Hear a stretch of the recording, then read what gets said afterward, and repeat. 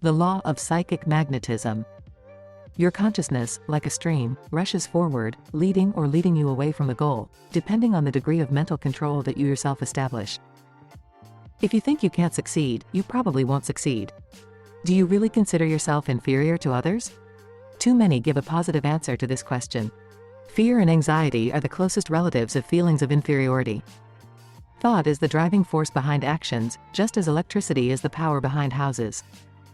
In addition, whether or not we translate thoughts into real actions, the thought itself already has some effect. I call this influence the law of psychic magnetism. According to this law, we attract to ourselves those circumstances, those people that we need. Luck and luck accompany only confident people. With your thoughts, you cannot attract to yourself the random events and incidents of life, but you can create the so-called circumstances of life and become more confident. It is obvious that people constantly use the law of psychic magnetism. This is due to the fact that they are constantly thinking. The brain is always working. But some attract illness and misfortune. Don't do this, push out destructive thoughts.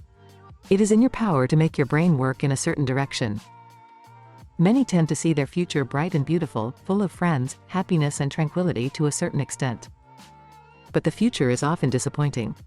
Does this indicate a violation of the law of psychic magnetism? No. The reason is that people do not define goals clearly. You can say, I don't want to be sick, but I am sick. But what do you think about most insistently? Where are you focusing your main attention? Maybe an illness? Isn't it better to inspire, I am healthy? Each positive desire corresponds to the opposite, negative, which we are afraid to admit, but very often we focus on it. We want it to be good, but we think about the bad. The law of psychic magnetism is indifferent to our good wishes and whims, it needs clear desires. Moreover, we should not be afraid of these desires. There are people who claim that they want friendship and love, but their attention is occupied by such things as criticism, hatred, jealousy, envy, vindictiveness. There are people who claim that they want popularity and recognition, but, nevertheless, show their desire for solitude. So, there are two rules for the correct use of the law of psychic magnetism. Compare them with the principles of the magnet. The first is to focus on clear goals. The second is that the stronger we do this, the greater the results we achieve. It's tempting to think that we have no control over what comes into our minds, but we really don't. If a thought comes to you that is not useful to you, unpleasant, you can force yourself to think about something else. As a result, according to the law of substitution, the unwanted thought disappears. By changing your thoughts, you can change your life. Thought is the only thing you have absolute control over. Dhammapada, what we are is the result of what we thought, it is based on our thoughts and consists of our thoughts. If a person speaks or acts with an evil thought, suffering follows him, just as the wheel follows the hoof of an animal pulling a cart.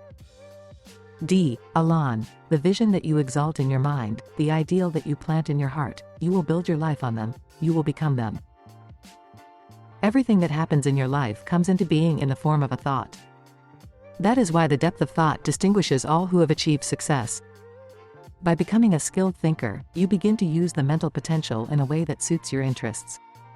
You can train your mind to nourish positive, kind thoughts and through them create a deeper and richer nature that will be the fruit and crown of your creativity.